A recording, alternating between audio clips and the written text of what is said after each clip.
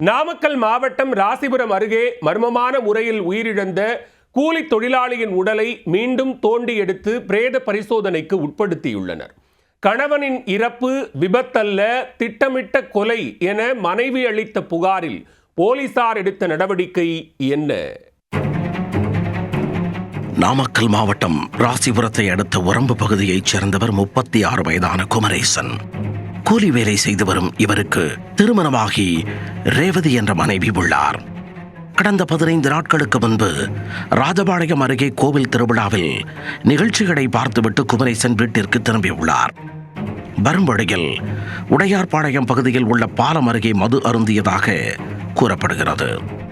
மதுபோதையில் நிலை தடுமாறி கீழே விழுந்து படுகாயமடைந்ததாக கூறி அரசு மருத்துவமனையில் சிகிச்சை பெற்று வந்தார். இந்த நிலையில் கடந்த 6ஆம் தேதி வீட்டிற்கு வந்த குமரேசன் அதன் பின்னர் திடீரென பரிதாபமாக உயிரிழந்தார்.